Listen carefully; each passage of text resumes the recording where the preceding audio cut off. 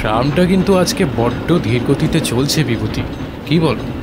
হ্যাঁ কিশোরী, বৃষ্টির ফলে জল জমে একেবারে একাকার কাণ্ড। মটলেন মটলেন, যারা মটলেনে নামবেন উঠে আসুন।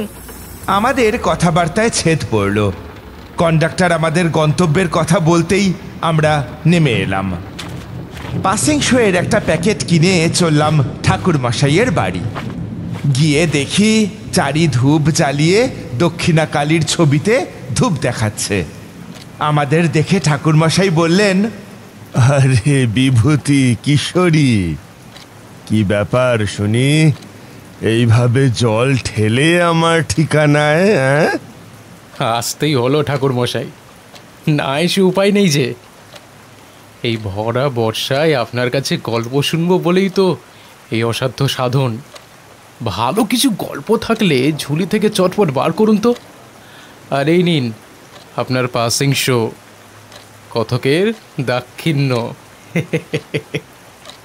আজ শ্রাবণ মাসের শেষ সোমবার। আচ্ছা, তোমরা 12 জ্যোতির্লিঙ্গের নাম শুনেছ নিশ্চয়ই, আর জানো নিশ্চয়ই এই 12 জ্যোতির্লিঙ্গ দর্শন করলে জন্ম মৃত্যুর চক্র থেকে মুক্তি পাওয়া যায়। আমরা সায় সূচক ঘাড় নাড়লাম। ঠাকুরমশাই বললেন, আমাদের হিন্দু শাস্ত্রে উজ্জয়িনীর মহাকালেশ্বরের বিশেষ মাহাত্ম্য আছে। সেই জায়গা নিয়েই আজকের কাহিনী। চারি এসে চা দিয়ে গেল। সে চলে যাওয়ার পর আমরা আগ্রহ ভরে বসে পড়লাম। ঠাকুরমশাই এক লম্বা টান দিয়ে সিগারেটের ধোঁয়া ছাড়লেন। তারপর বলতে শুরু করলেন, তখন আমি এই মটলেনে থাকি। তখনও চারির জন্ম হয়নি। নতুন নতুন কলকাতায় এসেছি আর পসার জমাবার চেষ্টা করছি। দিনটা ছিল এমনই এক শ্রাবণের ভর দুপুর। আকাশ ভেঙে বৃষ্টি পড়ছে আর বিদ্যুতের ঝলকানিতে চারিদিক ঝলসে যাচ্ছে। ঘরের দরজাটা হালকা ভেজানো ছিল। এমন সময় দেখি কেউ দরজায় করাঘাত করছে। ঠাকুরমশাই থামলেন, আমাদের দিকে একবার তাকিয়ে নিলেন, তারপর আবার বলতে শুরু করলেন। দরজা খুলে দেখি একটা রোগা পাতলা ছেলে দাঁড়িয়ে আছে। জামা কাপড় ভিজে একেবারে সপসপে, চোখে মুখে এক রাশ ভয় আর হতাশা। আমি জিজ্ঞাসা করলাম, কে তুমি, কি চাই? ছেলেটি থমকে বলল, আপনি তারানাথ তান্ত্রিক? আপনার সঙ্গে আমার বিশেষ দরকার ছিল ঠাকুর মশাই। আমি ওকে ভিতরে ডাকলাম।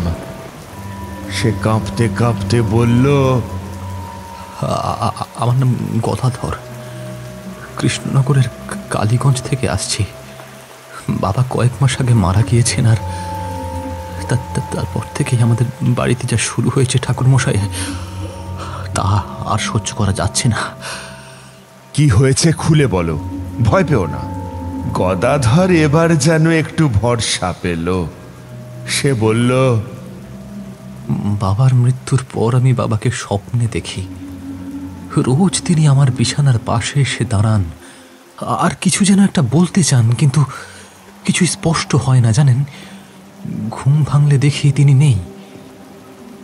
এরপর থেকেই বাড়ির ভিতরে একটা পচা গন্ধ বেরোতে শুরু করে। প্রথমে ভাবতাম হয়তো কোনো ইঁদুর বা পশু মরেছে, কিন্তু সেই গন্ধ আর কিছুতেই যায় না। বিশেষ করে রাতের দিকে গন্ধটা আরো তীব্র হয়। আর শুধু তাই নয়, গত সপ্তাহে আমার ছেলে বিমল নদীতে স্নান করতে গিয়েছিল জানেন। সে দেখে ঝোপের আড়ালে একটা আধ খাওয়া ছাগলের মৃতদেহ পড়ে আছে।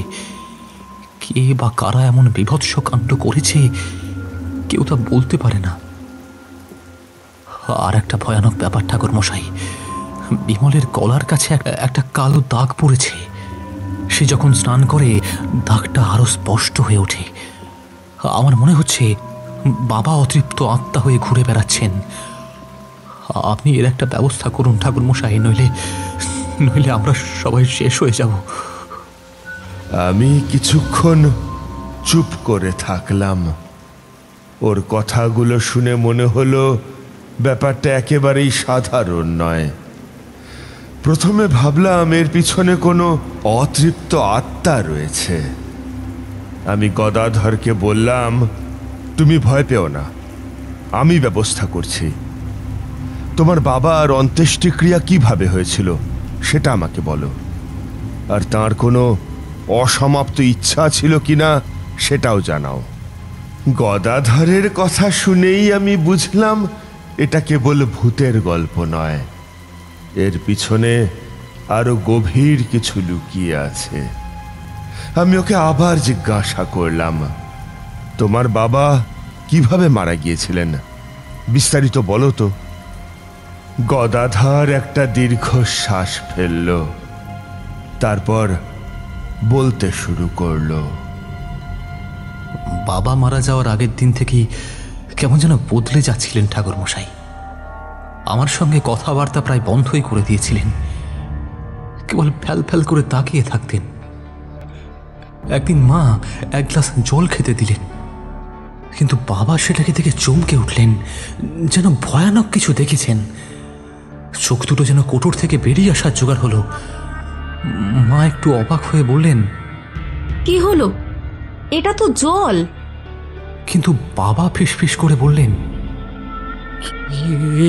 এটা এটা জল নয়, এটা তো রক্ত, একবারে একবারে থকথকে রক্ত। আমরা ভয়ে জমে গেলাম ঠাকুর মশাই। বাবা এর পর থেকে কিছুই খেতে চাইতেন না। দিন দিন শরীরটা ভেঙে পড়ছিল বাবার। বাবাকে আমরা অনেক ডাক্তার দেখালাম, কিন্তু কেউই কিছু ধরতে পারলেন না। সবাই বলতেন বুড়ো বয়সের দুর্বলতা, কিন্তু আমরা তো বুঝতে পারছিলাম ঠাকুর মশাই এটা কোনো স্বাভাবিক অসুস্থতা নয়। বাবা দিন দিন আরো চুপ হয়ে যাচ্ছিলেন, আর তার মুখে একটা অদ্ভুত আতঙ্ক লেগেই থাকতো সবসময়। রাতের দিকে হঠাৎ ঘুমের মধ্যে চিৎকার করে উঠতেন,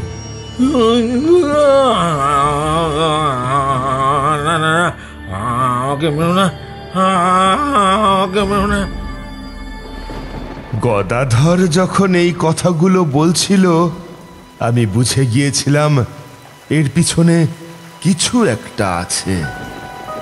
এই ধরনের উপসর্গ সাধারণত কোনো জাদু বা তন্ত্রের প্রভাবে হয়।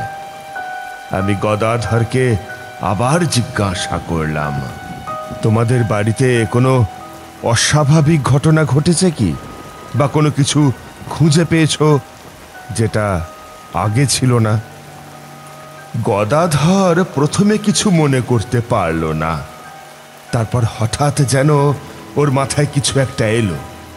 ও ভয়ে ভয়ে বলল, হ্যাঁ ঠাকুর মশাই, একটা অদ্ভুত জিনিস আমার বাবার বালিশের তলা থেকে পেয়েছিলাম বটে। বাবা মারা যাওয়ার পর যখন আমরা তার বিছানা পরিষ্কার করছিলাম, তখন একটা মরচে পড়া পুরনো পেরেক পেলাম, জানেন। আমরা জানি না সেটা কোত্থেকে এলো। বাবা তো কোনো রাজমিস্ত্রির কাজ করতেন না যে তার কাছে পেরেক থাকবে। আর পেরেকটা এমনভাবে বালিশের তলায় রাখা ছিল যেন কেউ সেটাকে লুকিয়ে রাখার চেষ্টা করেছে ঠাকুর মশাই। আমরা ভাবলাম এটা হয়তো এমনি এসছে, কিন্তু এখন আপনার কথা শুনে মনে হচ্ছে এর পেছনে কোনো কারণ থাকতেও পারে। আমরা কি সেই পেরেকটার কথা ভুলে গেছি? বাবা কি তার কথা স্বপ্নে বলতে চেয়েছেন? ঠাকুরমশাই আবার একটা সিগারেট ধরালেন। গদাধরের কথা শুনে আমার বুকের ভিতরটা ধরাস করে উঠল। আমি ওকে বললাম, আর কিছু মনে পড়ছে? বাবার শেষকৃত্য কিভাবে হয়েছিল? সমস্ত পরিস্থিতি স্বাভাবিক ছিল নাকি কোনো অঘটন ঘটেছিল? কি হয়েছিল সেদিন? সব খুলে বলো, কোনো কিছুই বাদ দেবে না। গদাধর একটা শুকনো ঢোক গিলে বলতে শুরু করলো, বাবা মারা গেলেন মাঝরাতে, ঠিক তার কথা বলা বন্ধ হওয়ার দুদিনের মাথায়। আমরা কান্নাকাটি শুরু করলাম। পাড়া প্রতিবেশীরা ছুটে এলেন। পরদিন সকালে শ্মশানে নিয়ে যাওয়ার ব্যবস্থা করা হলো। সেই দিনটা ছিল মেঘলা, আশপাশ অন্ধকার ছিল। সবাই মিলে বাবাকে খাটে তুললাম, কিন্তু ঠাকুর মশাই যেই না খাটে তুলেছি, অমনি দেখি বাবার শরীরটা হঠাৎ করে যেন আরো ভারী হয়ে গেল। 4-5 জন মিলেও খাটটাকে তোলার চেষ্টা করছি, কিন্তু কিন্তু নড়ছেই না। সবাই তো অবাক, এমনটা তো হওয়ার কথা নয়। একটু পরে একজন বয়স্ক প্রতিবেশী এসে বললেন, ওরে ওরে বললে তো শরীর শক্ত হয় রে, কিন্তু এমন ভারী তো হয় নে। ওরে মনে হচ্ছে কেউ যেন আটকে রেখেছে। তার কথা শুনে আমার বুকটা কেঁপে উঠল ঠাকুর মশাই। অনেক কষ্টে 7-8 জন মিলে খাটটাকে কোনো মতে শ্মশানে নিয়ে গেলাম। কিন্তু আরো অদ্ভুত ঘটনা ঘটল। যখন আমরা তাকে চিতায় তোলার চেষ্টা করছি, তখন বাবার মৃতদেহটা কিছুতেই তোলা যাচ্ছে না। বারবার কেমন যেন নিচে পড়ে যাচ্ছিল। শ্মশানের বন্ধুরাও এইরকম আর কোনো দিন দেখেনি। তারাও ভয়ে ভয়ে কাজ করছিলেন। শেষমেশ যখন আমরা কোনো মতে বাবাকে চিতায় তুললাম, তখন একজন শ্মশানের টোম বলল, মৃতদেহটা এমন শক্ত হয়ে আছে কেন? মনে হচ্ছে যেন কেউ এর ভেতরে ঢুকে আছে। কিন্তু আমরা তখন শোকে দিশাহারা, এইসব কথায় কান দিইনি। তারপর চিতায় আগুন দেওয়া হলো, কিন্তু আগুন যেন ঠিক মতো জ্বলছেই না। কাঠের পর কাঠ দিচ্ছি, ঘিয়ের পর ঘি ঢালছি, কিন্তু আগুন দাউ দাউ করে জ্বলছে না ঠাকুর মশাই, কেবল ঠিক ঠিক করে জ্বলছিল। আর চিতার ওপর থেকে একটা পচা গন্ধ বেরোচ্ছিল, যা কোনোদিন কোনো পোড়া মৃতদেহ থেকে বের হয় না। আশেপাশের লোকজন যারা শেষকৃত্য করতে এসেছিল, তারাও বলাবলি করছিল, আজ পর্যন্ত এমন অদ্ভুত ঘটনা দেখিনি। আগুনের শিখা যত বাড়ছিল, আমার মনে হচ্ছিল বাবার শরীরটা যেন আগুনে পুড়ছে না, বরং গলে যাচ্ছে। আমরা তো কিছুই বুঝতে পারছিলাম না যে কি হচ্ছে। বয়স্ক প্রতিবেশী বললেন, বাবা, এ তো মনে হচ্ছে আত্মাটা মুক্তি পাচ্ছে না। কিছু তো একটা হয়েছে। তার কথাগুলো শুনে আমার গলা শুকিয়ে গেল ঠাকুর মশাই। আমরা সারাক্ষণ শ্মশানেই ছিলাম। বেলা গড়িয়ে বিকেলের দিকে যখন সবকিছু শেষ হলো, তখন আমরা ছাই তুলে বাড়ি ফিরলাম। কিন্তু ঠাকুর মশাই, সেই থেকে আমাদের বাড়িতে আর কোনো শান্তি নেই জানেন। আমার মনে হচ্ছে বাবা সত্যিই অতৃপ্ত হয়ে ফিরে এসছেন, আর সেই জন্যেই আমাদের উপর এত কিছু ঘটছে। গদাধরের কথাগুলো শুনে আমার মনে কোনো আর সন্দেহ রইল না। এটা কোনো সাধারণ মৃত্যুর ঘটনা নয়, এর পিছনে কোনো তান্ত্রিক ক্রিয়া আছে। মরচে পড়া পেরেকটা আর পচা গন্ধ সব কিছু মিলিয়ে একটা জট পাকানো রহস্যের দিকে ইঙ্গিত করছিল। আমি গদাধরকে বললাম, তুমি ভয় পেও না, এখন তুমি বাড়ি যাও। আমি তোমার বাবার মুক্তি আর তোমাদের পরিবারের শান্তি ফিরিয়ে আনার জন্য যা যা দরকার সব করব। কিন্তু একটা কথা মনে রেখো, এই ধরনের কাজ করতে গেলে অনেক বাধা আসে, অনেক ভয়ঙ্কর অভিজ্ঞতার মধ্যে দিয়ে যেতে হয়। তুমি কি তার জন্য প্রস্তুত? গদাধর সম্মতিসূচক ঘাড় নাড়ল।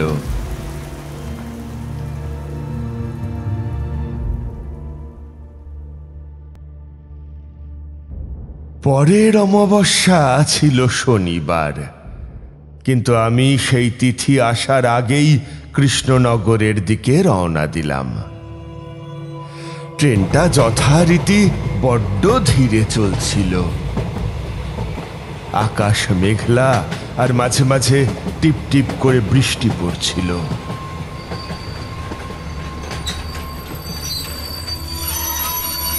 কৃষ্ণনগর স্টেশনে নেমে দেখি গদাধর আমার জন্য অপেক্ষা করছে। আমাকে দেখে সে একটা অদ্ভুত হাসি হাসল, যার মধ্যে স্বস্তি আর ভয় দুই মিশেছিল। আমি জিজ্ঞাসা করলাম, কি হে, কেমন আছো? আর বলবেন না ঠাকুর মশাই, আপনার কথা শুনে কেমন যেন একটা ভরসা পেলাম। বাড়ি গিয়ে দেখি সেই গন্ধটা আর নেই। আমরা স্টেশন থেকে বেরিয়ে একটা গরুর গাড়িতে উঠলাম। বৃষ্টির কারণে রাস্তা কাদা কাদা হয়েছিল। গরুর গাড়িটা সেই কাদা ঠেলে এগোতে বেশ বেগ পাচ্ছিল। দুপাশের মাঠ ঘাট দেখতে দেখতে গদাধরকে আমি জিজ্ঞাসা করলাম, আচ্ছা গদাধর, তোমার বাবার অবস্থা কি আগে থেকেই ভালো ছিল? না ঠাকুর মশাই, বাবা মারা যাওয়ার আগে আমাদের অবস্থা খুব একটা ভালো ছিল না, কিন্তু এই বছরখানেক হলো হঠাৎ করে আমাদের অবস্থা ঘুরে দাঁড়ায় জানেন। যেন মা লক্ষ্মী কৃপা করেছেন। কোথায় কি ছিল, আর এখন দেখুন বাড়িঘর বেশ গুছিয়ে নিয়েছে, ব্যবসা বাণিজ্য ভালো চলছে। আমি ওর কথা শুনে একটু অবাক হলাম। আমার মনের মধ্যে একটা প্রশ্ন উকি মারল। গরুর গাড়িটা কিছুক্ষণ পর গদাধরের বাড়ির সামনে এসে থামল। বাড়িটা বেশ বড় আর নতুন করে সাজানো। ভিতরে ঢুকে দেখি সব কিছু ঝকঝকে তকতকে। দেখে মনেই হয় না যে এই বাড়িতে কোনোদিন কোনো অশুভ কিছু ঘটেছে। গদাধরের মা আমাকে দেখে হাত জোর করে প্রণাম করলেন। আমি দেখলাম ঘরের এক কোণে তাঁর বাবার একটা সুন্দর বাঁধানো ছবি রাখা। আমি তার মায়ের সঙ্গে কথা বলতে লাগলাম। আমি বললাম, আপনারা আপনাদের ছেলের মতন সাহস হারাবেন না, আমি এসেছি, সব ঠিক হয়ে যাবে। গদাধরের মা বললেন, আপনি আমাদের ভরসা ঠাকুর মশাই, আপনি এসেছেন শুনেই মনে একটু শান্তি পেলাম। আমি চারিদিকে তাকিয়ে বাড়ির পরিবেশটা বোঝার চেষ্টা করছিলাম। এমন সময় গদাধরের ছোট ছেলে ঋষি খেলতে খেলতে আমার পাশে এসে দাঁড়ালো।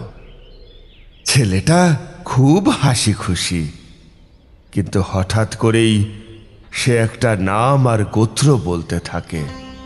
আবার হঠাৎ করেই সে খেলতে খেলতে বলতে শুরু করলো, আমি কে? আমি শিবশঙ্কর, আমার গোত্র ভরদ্বাজ। গদাধর কেঁদে উঠল, তারপর বলল, দেখুন না ঠাকুর মশাই, আমার বাবার মৃত্যুর পর থেকে ছেলেটা এরম করে আমার বাবার নাম আর গোত্র বলছে, কিন্তু কেন বলুন দেখি। আমি তখন ঋষির দিকে তাকিয়ে রইলাম। তার হাসি মুখ দেখে আমার মনে এক অজানা ভয় উকি মারল। এই ছোট্ট ছেলেটা খেলার ছলে যে কথাগুলো বলছে তা কি শুধুই খেলা নাকি অন্য কিছু?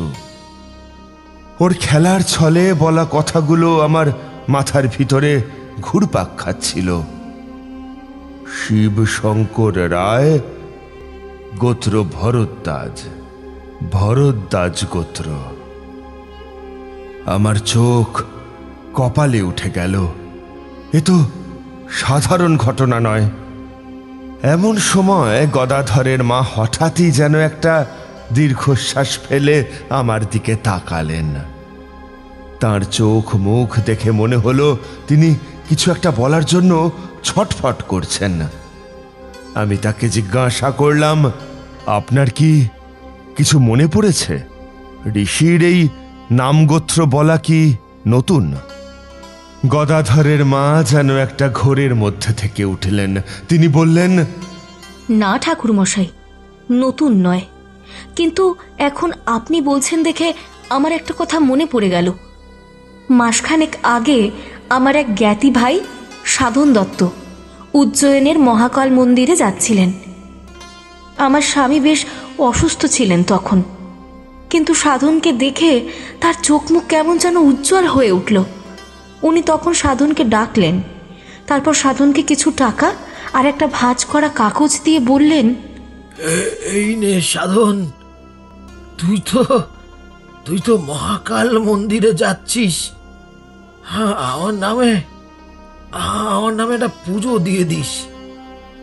আর এই কাগজে আমার নাম গোত্র লিখে দিলু। মহাকাল যেন আমার উন্নতি টিকিয়ে রাখেন। তুই ফিরে এলে তোর জন্য ভালো কিছু অপেক্ষা করছে। সাধুর ওনাকে কথা দিয়েছিল, সে আমাদের বিদায় জানিয়ে রওনা হলো। এই কথা শোনার পর আমার মাথায় যেন একটা বিদ্যুতের ঝলক খেলে গেল। আমি বুঝতে পারলাম কোথায় আসল রহস্য লুকিয়ে আছে। আমি গদাধরের মাকে বললাম, তাহলে সাধন দত্ত নামে আপনার এক আত্মীয় উজ্জয়নের মহাকাল মন্দিরে যাওয়ার আগে আপনার স্বামীর সঙ্গে দেখা করেছিলেন। গদাধরের মা বললেন, হ্যাঁ, ঠিক বলেছেন, কিন্তু তারপর থেকেই উনি কেমন যেন বদলে যেতে শুরু করলেন। তিনি আরও অসুস্থ হয়ে পড়লেন, কথাবার্তা বলা বন্ধ করে দিলেন। এর মধ্যে কি কোনো সম্পর্ক আছে ঠাকুরমশাই? আমি চুপ করে রইলাম। মনের মধ্যে একটা ভয়ঙ্কর ছবি ভেসে উঠল। আমি বুঝতে পারলাম শিব শঙ্কর রায় মহাকাল মন্দিরে নিজের নামে পুজো দিয়ে নিজের উন্নতি টিকিয়ে রাখতে চেয়েছিলেন, কিন্তু কিছু একটা ভুল হয়েছিল। হয়তো সেই পুজো সঠিকভাবে হয়নি, অথবা অন্য কোনো কারণে সেই পুজো তাঁর জন্য উল্টো ফল বয়ে এনেছে। আর সেই কারণেই তিনি এখন এক অতৃপ্ত আত্মা হয়ে ঘুরে বেড়াচ্ছেন। আমি আর কোনো কথা না বলে গদাধরের মা এবং ঋষিকে নিয়ে একটা ঘরে বসলাম।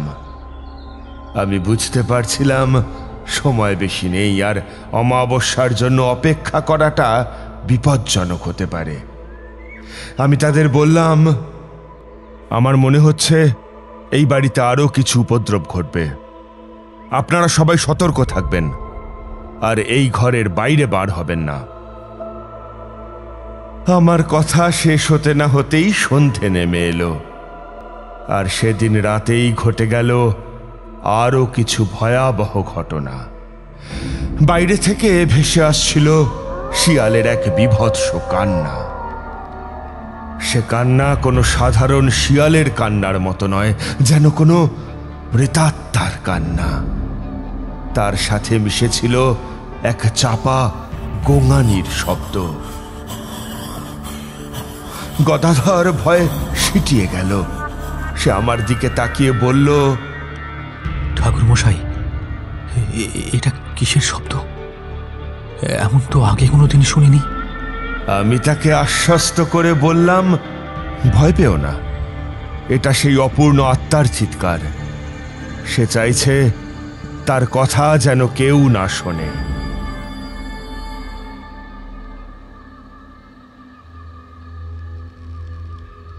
রাতের বেলা গদাধরের বাড়ির পিছনে যেখানে সে তার গরুর গাড়িটা রাখে, সেইখান থেকে একটা পচা গন্ধ আসতে লাগলো। গন্ধটা এতই তীব্র ছিল যে আমাদের সবারই বমি বমি ভাব হচ্ছিল। গদাধর ভয়ে ভয়ে একটা হ্যারিকেন নিয়ে সেখানে গেল। আমি তাকে যেতে বারণ করেছিলাম, কিন্তু সে শুনল না।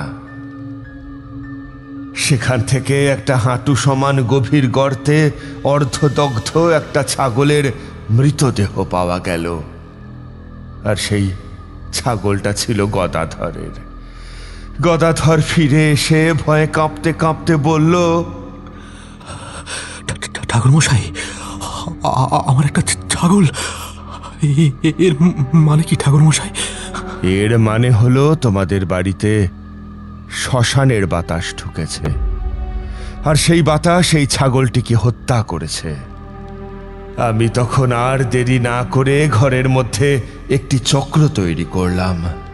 তারপর সেই চক্রের মাঝখানে আবির দিয়ে একটি কঙ্কালের চিহ্ন আঁকলাম। আমি সেই চিহ্নটির সামনে বসে চোখ বন্ধ করে মন্ত্র পড়তে শুরু করলাম। ওম হ্রিং ক্রিং কালিকায় নমঃ। ওম ক্রাং পিশাচে বয়ম স্বাহা। আমার সামনে তখন শুধু একটা মুখায়ব ভেসে উঠল।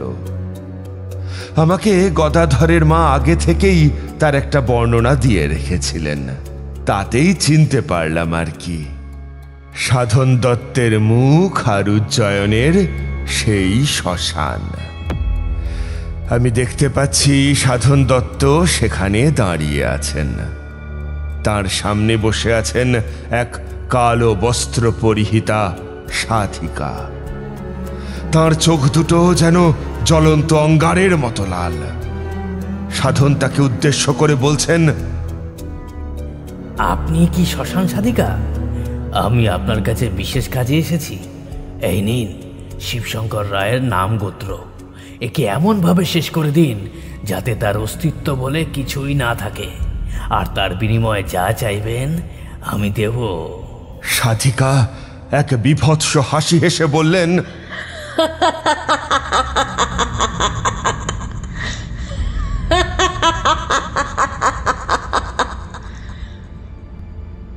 নাম গোত্র আমাকে দে, আমি তোর কাজ করে দেব, কিন্তু তোর এই পাপের ফল তোকেও ভোগ করতে হবে।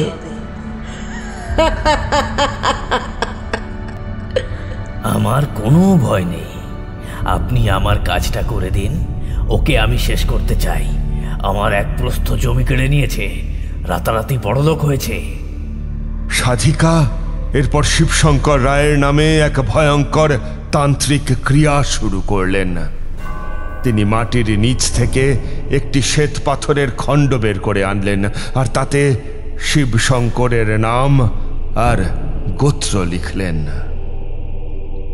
তারপর সেই পাথরটি একটি আগুনের কুণ্ডে নিক্ষেপ করলেন, আর সেই পাথরের মধ্যে থেকে বেরিয়ে এলো একটি কালো ধোঁয়া, যা শিবশঙ্করের বাড়ি অভিমুখে ধাবিত হলো।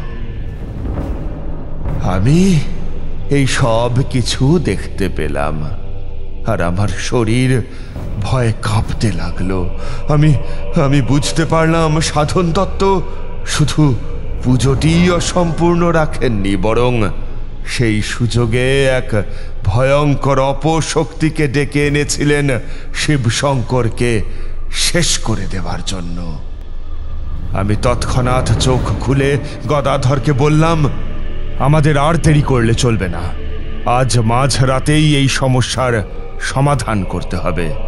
তোমরা সবাই ঘুমিয়ে পড়বে, আর আমি নদীর ধারে এক নির্জন শ্মশানে যাব।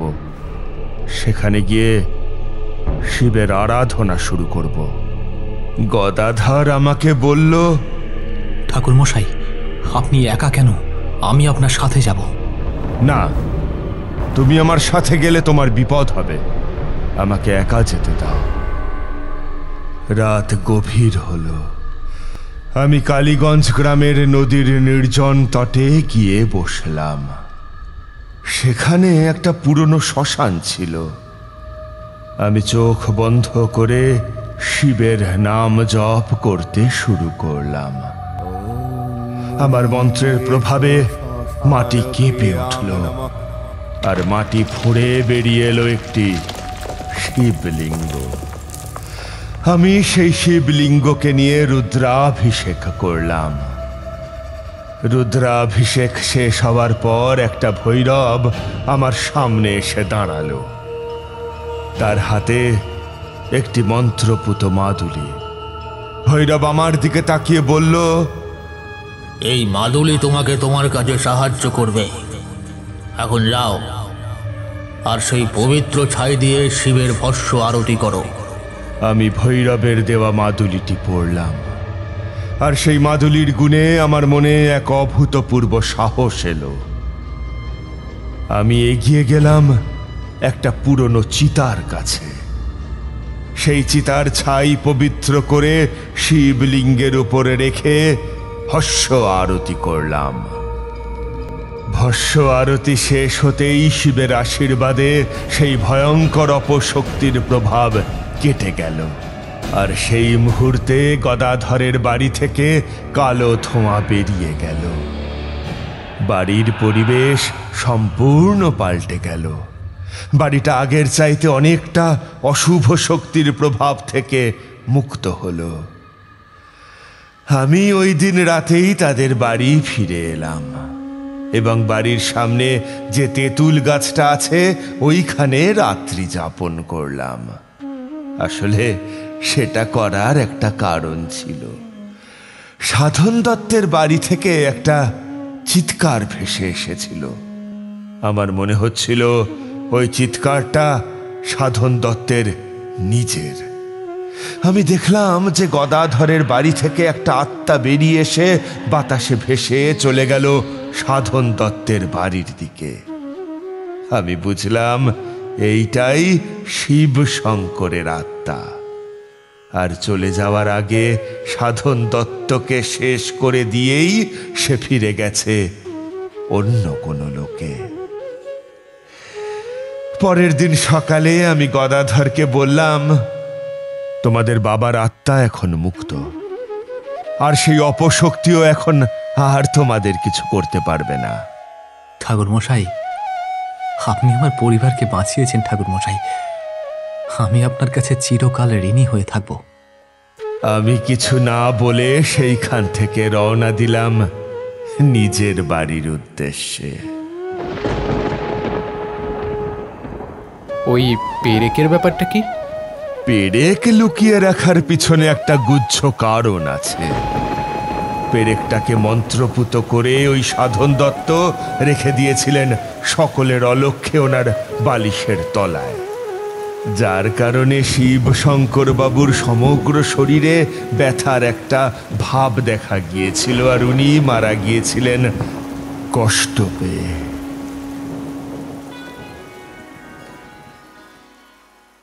আমাদের এই গল্প যদি আপনাদের ভালো লেগে থাকে তাহলে অবশ্যই লাইক করবেন এবং শেয়ার করবেন। যারা চ্যানেলটিতে নতুন তারা অবশ্যই সাবস্ক্রাইব করুন। শুধু বেল আইকনটি টিপে নোটিফিকেশন অন করে দিন, যাতে আমাদের পরবর্তী কাজগুলোর খবর সবার আগে আপনার কাছে পৌঁছয়। ধন্যবাদ।